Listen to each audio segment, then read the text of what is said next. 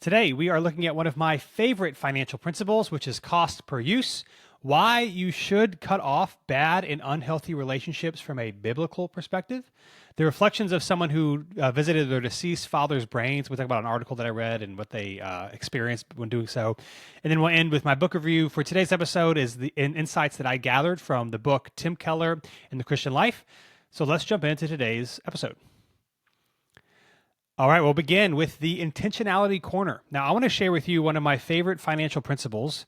And I don't really know when I kind of stumbled across this. I mean, I read a lot. I've learned a lot. Most of the things that I feel like, we learn are not unique to us.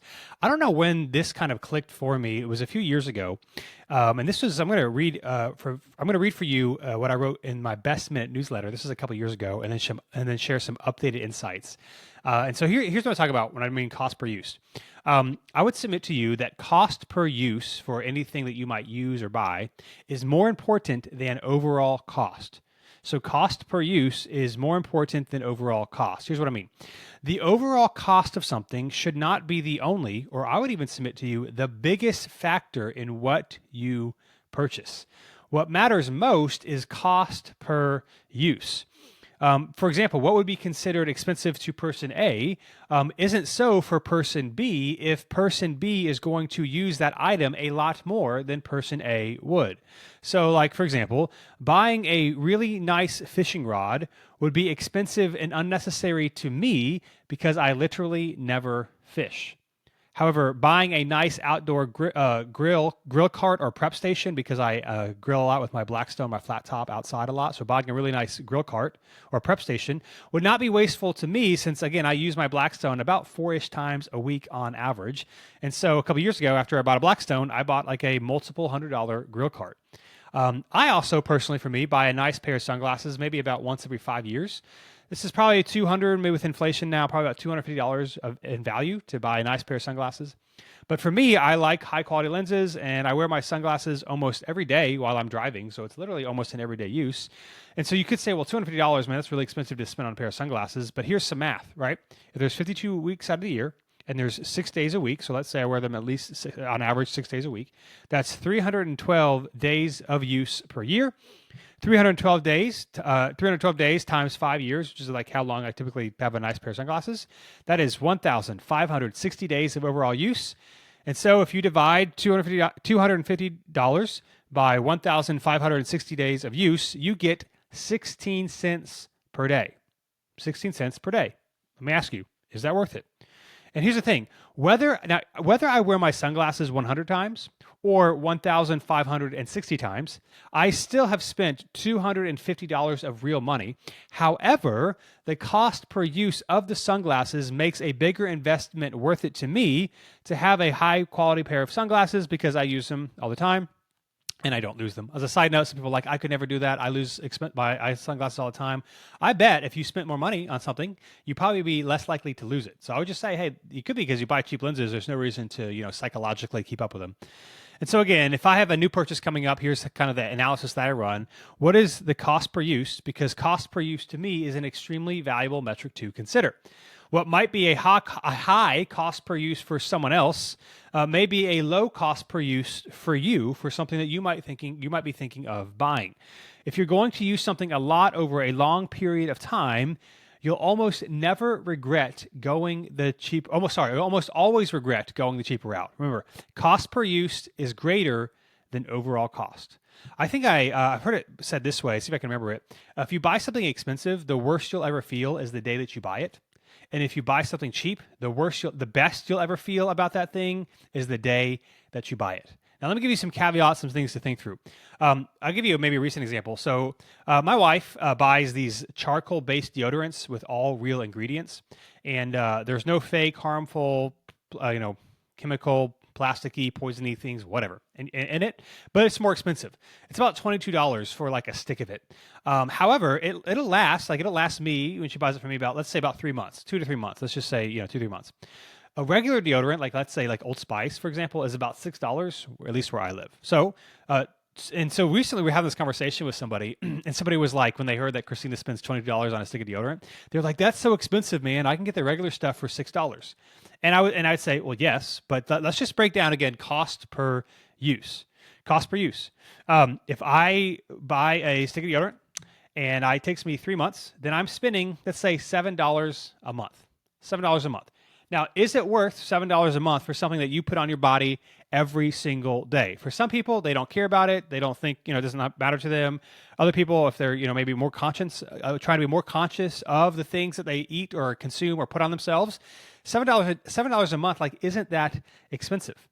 And I would say this too, like, what's funny to me, there's a book called, by Chip and Alan Heath, Predictably Irrational. It came out like 25-ish years ago. It's a really great book. And basically it talks about how people are predictably irrational. And one of the things it talks about in the book, I still remember to this day, is we'll claim like certain things are really, really expensive, but then like when we buy a car and maybe we're thinking of spending X price, but the car we want is like $2,000 more, we won't really blink an eye that much because the cost has gotten so big, but yet we'll blink an eye at something that costs like an extra $2 or $3 when it normally, when something costs $6 and it's going to cost us maybe $6 a month as opposed to $2 a month, let's say that $6 deodorant lasts you 3 months, we'll blink an eye at that extra $4 a month, but we won't blink an eye at the extra $2,000, even though it's all the same. And so I just want to say this: if something's important to you and you use it every day, you should consider the cost per use. Now, of course, you do need to have wisdom here. So, for example, you will drive your car. Let's say most people drive their car about almost every single day. But car payments are actually bad. You don't have to have a car payment, contrary to popular belief. And or if you have one, you can aggressively pay it down and then not have a car payment. And so you're going to be like, well, this really expensive car, it's only going to cost me, $10 a day because I could drive it every day. Well, again, if you can't afford something, the cost per use thing does break down at some point, So I just want to say that. Obviously, if you're going to use something a lot, you still have to consider, well, can I actually afford the more expensive option, for example, like cars? But it shouldn't be not factor at all. So I just want to say there is some wisdom in this, but I think most people don't even consider cost per use at all. So of course, a car, point A to point B, how important it is for you, how much money you make, that's a thing. But you can't, just because you're going to use something a lot, doesn't necessarily mean you buy the more expensive option if it's not fiscally wise. I also want to say this. Sometimes, I'll have to say, you should buy the more expensive thing if it's important to you, you use it a lot, you have the financial ability. I would encourage you, it's okay to buy the more expensive thing and then not feel bad about it. Not I don't feel bad about, again, the grill cart that I bought. It was almost expensive as the grill itself. And the average person would be like, that's a waste of $300. Why would you do that? But I use it 4 times a week. And so don't feel bad. I would just say, when others say that's so expensive, I would never do that, because chances are they are doing exactly that in other areas of their life. So just because someone thinks something that you purchased was unnecessarily expensive, again, you want to have wisdom here because maybe it was, but it could be just because they don't value it. So, I mean, if you value something, you're going to spend more money on it, and it's okay if someone else doesn't value that thing and doesn't spend the money on it and thinks it's ridiculous for you to do so, because again, they're going to have things in their life that you also would never spend that kind of money on. So just remember, cost per use when you're making your financial decisions. Is this something I'm going to use a lot? Is this something that's important to me? And then don't feel bad spending a little bit more money on it. Again, here's some wisdom for you as well. If you're buying something new, maybe for a new hobby or something new you're getting into, and you think, hey, I think I'm going to use this a lot. Should I buy the more expensive thing? Again, the caveat is, if you're new to something and you're not sure how much you're going to use it, buy the cheaper thing first. Make sure you like it before you buy the more expensive thing. Because again, cost per use, if I buy, let's say, fishing, I watch some YouTube videos of fishing, I'm really into it. And I'm like, well, I want to buy a really expensive fishing rod because I'm going to like it, but then I only go fish 5 times. It's not worth it. Buy the cheaper thing, go fish 5 times, see if you like it, and then go from there. Just remember, cost per use. It is one of my favorite financial principles that no one really seems to talk about, at least in my experience. Cost per use. All right, moving to the faith reflection. I've noticed, by the way, this is episode 4 of The Intentional Life. I seem to say all right before each section, so let's see if I can cut it out the next 2 sections after this for this episode. We'll see. The faith reflection for this episode. I want to speak to you how Christians actually can cut off bad and unhealthy relationships. You actually can cut off bad and unhealthy relationships. Again, there's always caveats. This is a general principle. I'm not saying you should cut off a relationship with your parents or with your child, or something like that. I'm just so there are exceptions to this thing, but I just want to speak to a general principle that in my experience, most Christians don't understand, and then non-Christians also don't understand it, and they can accuse Christians for not being Christians if Christians actually live out this principle. So if I haven't confused you yet, I want to talk about cutting off unhealthy and bad relationships and why it's actually a biblical idea. A couple of passages for you. And Titus chapter 3, Paul is writing this letter to this young pastor by the name of Titus, and it's a very practical book. We preached through it somewhat recently at New City Church. We called our series Do What God Says. Do what God says. And in Titus chapter 3, he ends up saying this in verse 9 and 10. But avoid foolish debates, genealogies, quarrels, and disputes about the law, because they are unprofitable and worthless. Now, he's not saying, again, for example, you can't ever debate someone or argue with someone if they're doing something, ungodly or unwise, but like unnecessarily so. The word foolish comes from the Greek word moros, which means moronic. So like you're just like picking fights on the internet for no reason. Don't do that. Verse 10, here's what's more important. I want to point out, rather, not more important, but what I want to point out. Verse 10, he says this, reject a divisive person after a first and second warning. Verse 11, for you know that such a person has gone astray and is sinning. He is self-condemned. Verse 10, reject a divisive person after a first and second warning. Again, don't be a person who does things like this. This is what Paul is saying to Timothy. And so you should reject divisive people. Avoid foolish debates online, or don't argue just to argue. Don't be foolish. In verse 9. Verse 10, then Paul says something that as Christians, if you are a follower of Jesus, I don't think we always fully appreciate. Verse 10, reject a divisive person. Reject them. So not like, hey, keep hanging out with them. Hey, I hope maybe you'll change, be better in the future. Reject a divisive person after a first and second warning. In other words, believers, check this out, are not to continue to put up with abusive or divisive people or sinful people continually. It is not the Christian thing to do. That if someone is hurting you, acting sinfully, acting wrongfully, wickedly towards you, and they are not repentive, they don't apologize, they don't think there's anything wrong with it. Paul says the Christian thing to do is not to continue in the relationship. Instead, the Christian thing to do is to reject that person, to cut that person off from a relationship with you. The Christian thing to do is to show love, compassion, and grace to people, to be people full of grace and truth at the same time. However, if someone is unwilling to change, divisive or unhealthy behavior, you are not called by God to continue with that person. Now you might be like, well, that's just what Paul says, but I want to be like a Jesus person, and Jesus was full of forgiveness and compassion and love. He was, but did you know that Paul's instruction here in Titus chapter 3 is coming directly from a teaching of Jesus? So in Matthew chapter 18, Jesus says this: "If your brother sins against you, go tell him his faults between you and him alone." In other words, don't make a big scene about it. Don't tell social media. If someone sins against you, go have a conversation. If he listens to you, you have won your brother. Verse 16, but if he won't listen, take one or two others with you, so that by the testimony of 2 or 3 witnesses, every fact may be established. In other words, Jesus is saying, hey, you should share something with somebody if they're harmful, hurtful behavior. They reject you, they don't listen. Bring a couple other trusted people in that have also observed this behavior or that you have shared it with and that are also concerned, and together go and talk to this person. And then Jesus says this, verse 17 in Matthew chapter 18, verse 17. If he doesn't pay attention to them, tell the church. If he doesn't even pay attention to the church, let him be like a Gentile and tax collector to you. Let them be like a Gentile or tax collector to you. Now, let me give you the specific context of what Jesus is saying here to make this make sense. The specific context here is a local community of believers.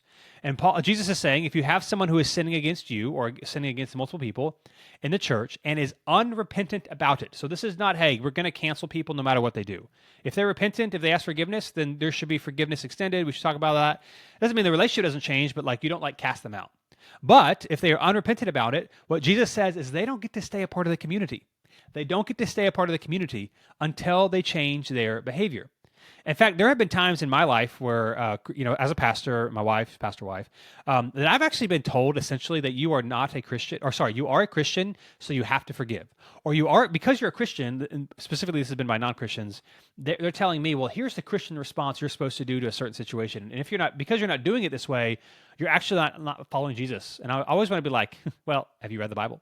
Anyway, what I want to say here is the idea. Here's where some of these conversations have come through. I'm not going to give specific examples here because it just wouldn't be appropriate. But here's the idea that especially non-Christians, but sometimes Christians have, is that a Christian should continually put up bad behavior put up with bad behavior. And if you call someone to stop that bad behavior or to behave differently, then you're wrong for doing so. That's what the world says. But the Bible says, Jesus says, no, actually, that is wrong. It is wrong to continue in a relationship or to encourage evil or sinful behavior and not say anything about it as if it doesn't matter. So I just want to say, it is not wrong to call it out and to talk about it and then to distance yourself from a divisive person who is harming you, sinning against you, and doesn't really care. Okay? It's not wrong.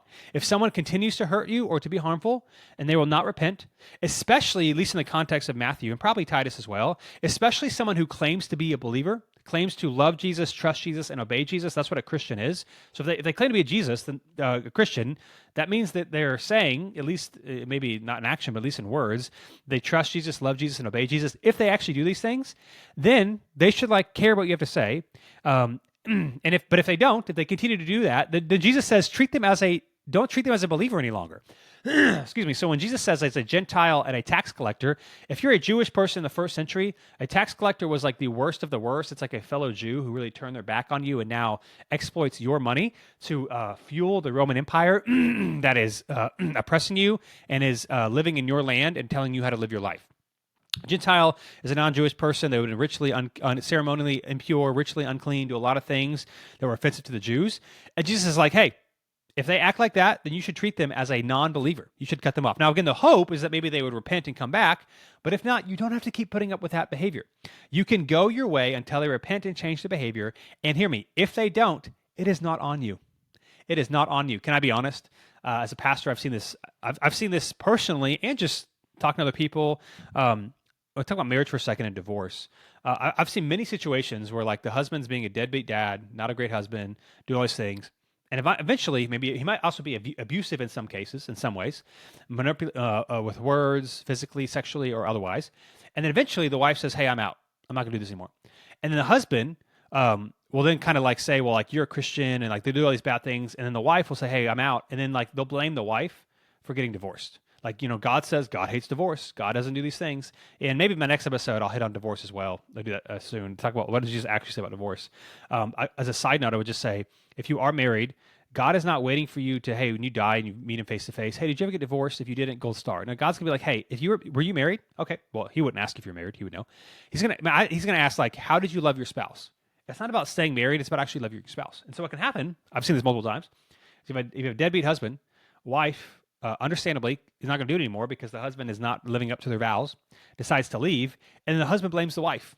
I just want to say, a divisive person that has been confronted by multiple people, hey, man, you need to change your behavior, and continues to not do so, that's on the husband.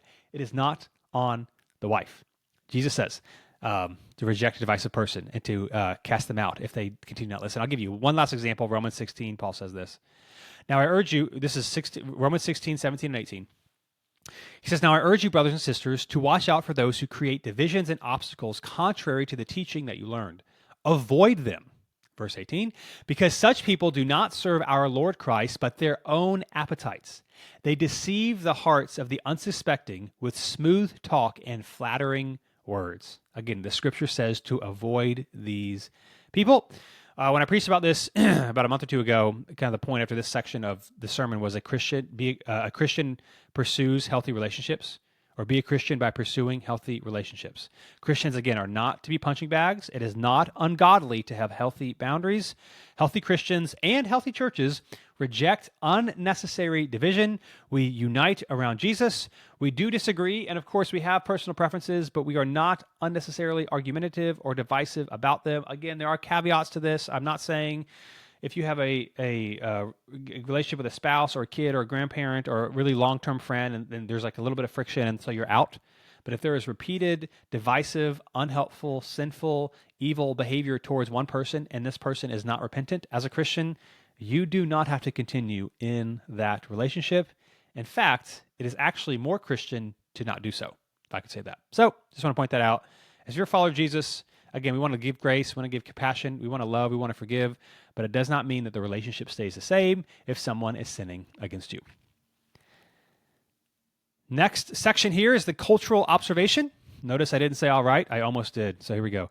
Cultural observation. I want to share with you an article I read by Rachel Lehman Haupt.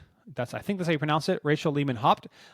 She wrote an article on May 28th, 2025 on Nautilus. So if you go to nautil.us, that is nautil.us, that's the website. Or if you just Google My Visit with My Father's Dead Brain, Rachel Haupt, it'll come up. My Visit with My Father's Dead Brain. She wrote this article at Nautilus. Again, the article is My Visit with My Father's Dead Brain by Rachel Lehman Haupt on May 28th, 2025. What I want to do is give you a couple of quotes from the article and then some insights just to have us thinking intentionally about some of these things. She says this is how the article begins.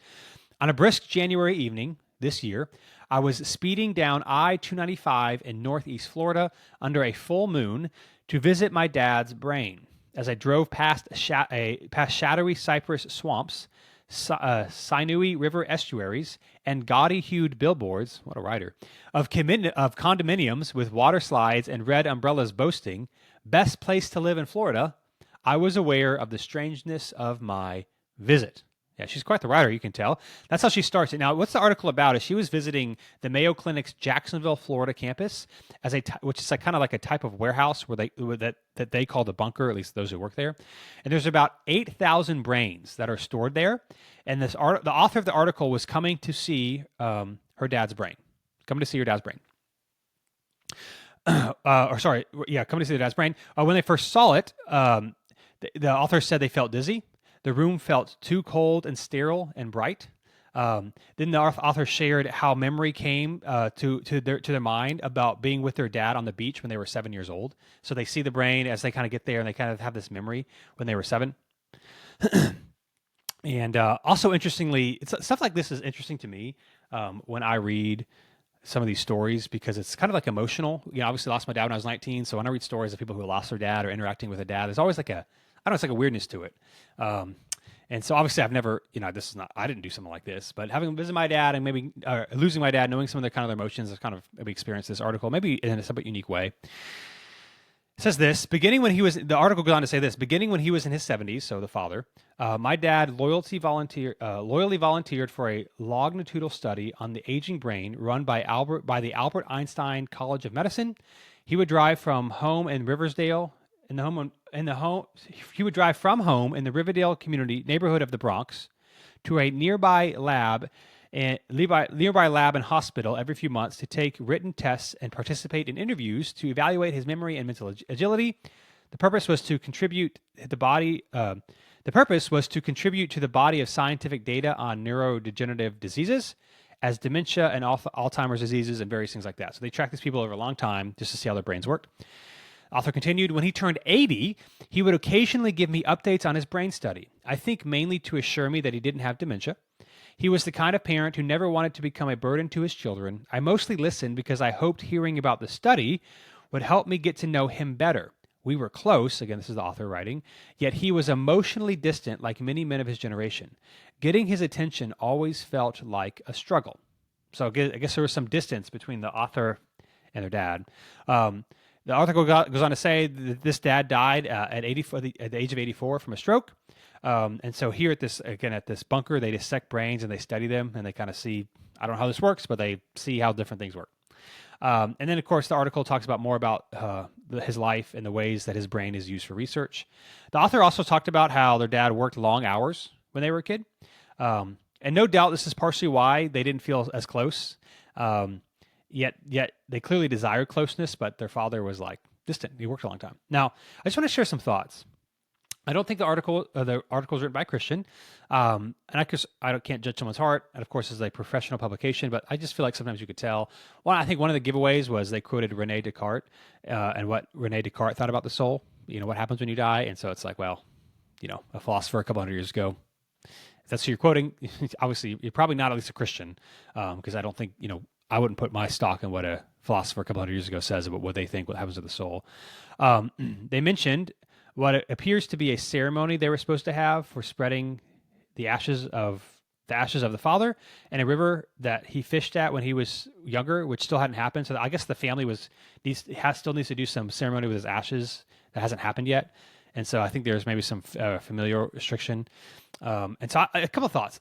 Number one, I just like the fact that I couldn't tell from the article if they had a funeral or not. Maybe they have, but the father had some wishes that hadn't happened yet, and clearly it was like a point of tension for the author and maybe some of the family. And I always want to say, man, in America, we do so bad at marking the moment. It is so important. So like, and I've seen this happen many times. Someone passes away, maybe you don't have a funeral for like a few months. For various reasons. And I get like maybe you wanting to get family together and maybe plan something more celebratory or whatever, but you got to have something. Like there's just a loop that needs to be closed, grieving that needs to happen that can't seem to happen unless you have a funeral or you have the wedding or you have the thing. And so I just think, generally speaking, in our culture, man, we should mark the moment. So obviously, I'll give you the flip side, maybe of death, like a wedding. I'm not saying go to the courthouse and get married that way because it's cheap. Obviously, I wouldn't recommend spending tons and tons of money. In fact, the more money you spend in proportion to your income, the more likely you are to be divorced. So you shouldn't spend like $50,000, $100,000 or whatever. But you also like shouldn't spend $100. Like you should mark the moment. It's a wedding. It's a big deal. A graduation, the birth of a child, the death of somebody that was significant. Like we should mark moments. And clearly there seems to be some unresolved tension by the author because some moments have not been marked. I also just read this article, man. Here's what made me think, dads. Here's what made me think, dads, love your kids. Love your kids. There's a quote I read maybe about a year or two ago that says this. I don't know who it's by. It says, the only person who remember you worked late 20 years from now are your kids. Love your kids. Now, hear me. I'm not saying you should never work late. I work late. I might travel, so do you. I'm not saying never work late. What I'm saying is be intentional with your kids, because if you're always working late, like this author's father was, then they're going to notice.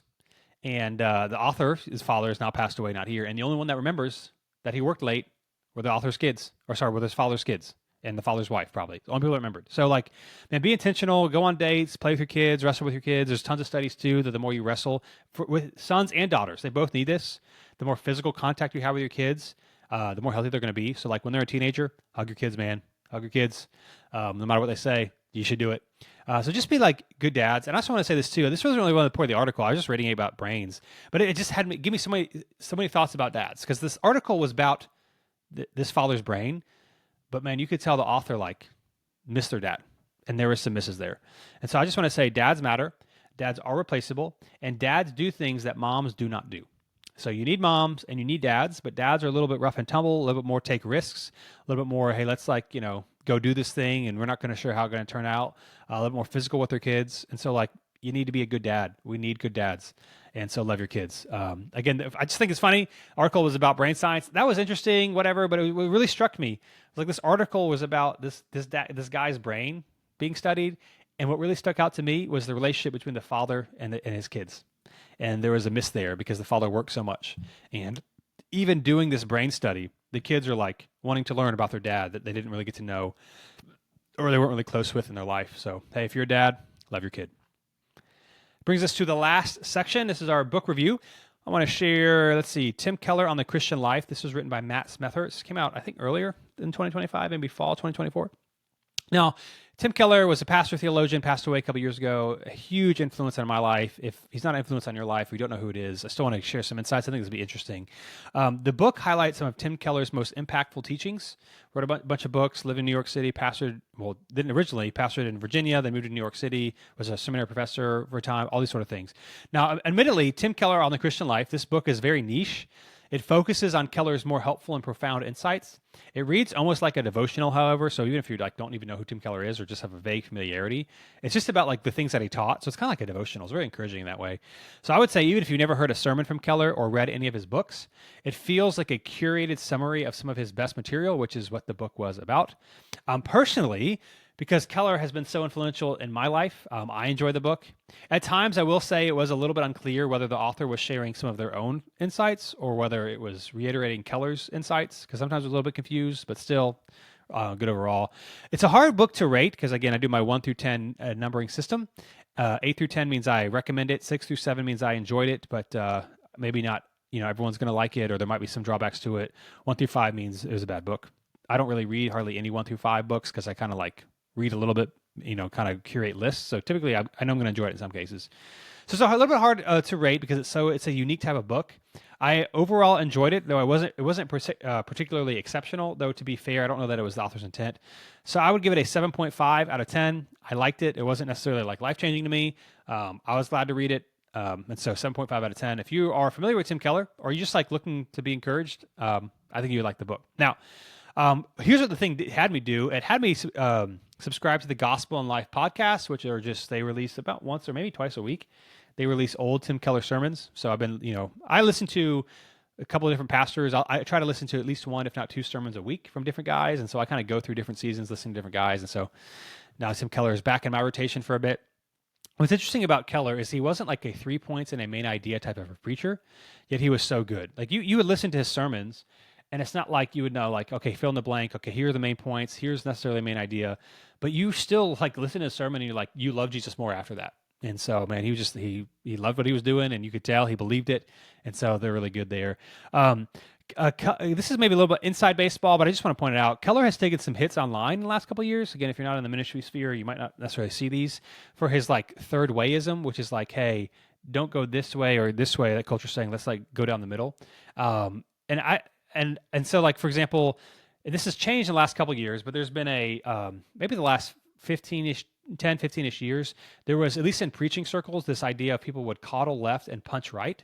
And what I mean by that is they would coddle like left-leaning ideas and not speak out too hard against them, talk about occasionally, but like don't want to go too hard because you don't want to alienate people who are maybe politically left or on the left or like aren't Christians yet. But then a lot of pastors would go really hard on the right. And so like stereotypical ideas, examples, for example, a left-leaning issue like abortion, that is like a champion on the left. They talk about it maybe a little bit, but wouldn't go like really hard after it. But talk about like, racism, which is, I guess, a more, I don't think this is true, but I would just say generally speaking, it's kind of like framed as like a more right issue, like a problem with like more right-wing extremists. People will say are racist. So they'll go really hard on, hey, don't be racist, which you shouldn't. But they'll be very soft on some of left, like addressing some of the left politically leaning issues. And so Keller's gotten some flack for that. I would say a couple of things. A lot of the last 2 or 3 years, especially after COVID, there's been a lot of like, oh, we were lied to by the government on certain COVID stuff. And obviously, and this is not a political thing, it's just reality. Obviously, Joe Biden is now not in office. He was in physical decline for most of his presidency. And now you got all these books and aides coming out saying like, oh, we were lied to, we didn't know, or like trying to cover up, like, now that he's not in office, let's talk about all these things that was kind of really obvious, that with his speech and his lack of media availability, that he only took meetings between 10 and 4 p.m. Like, it's pretty obvious, like, just mentally and physically, he wasn't up to the task. And so all these things come out, and it's like people are a little bit tired of that. And so now there's been this, hey, like, let's just address the issues head on, which is good. We should. And I just want to say, some of people's framings, even personally the last couple of years, of like, no, I should be more vocal about these things and really not apologize. Tim Keller passed away like, 2-3 years ago. And so he, like, right now we're reflecting on some of the things that happened in the 2010s and in COVID that I'm sure he would have wisdom to share that he can't do because he's no longer here. And so I do think there's in some circles, in my opinion, there's a little bit of unfair criticism against some of Keller's approaches because he lived in New York City, which is different than other parts of America. And now that we can reflect on what happened the last 10-ish years, like, we might have a different perspective on things that he can't share because he's not here. So again, it's unfair, I think, in some ways because a lot of people have changed in some way post-COVID, and Keller's not here to share what he learned. Also lived in New York City, which is a very unique place. But here's what I would say, and why I still appreciate Keller to this day. He was so humble. He loved Jesus. He had really high character. You even see this in this book, like even to like when he was about to, like this last couple days on earth, like just like a high character guy. He believed what he taught. And so I'm Team Keller all day, every day, no matter what the haters say. Hey, that rhymes. But I really enjoyed the book. So that's Tim Keller on the Christian Life. So, hey, thanks so much for joining me today on The Intentional Life. Again, this show is relatively new. So if you share it with your friends, subscribe online, DylanDodson.com, you can find more about me. I really appreciate it. And I'll be back with you next week for another episode of The Intentional Life. Until then, live intentionally.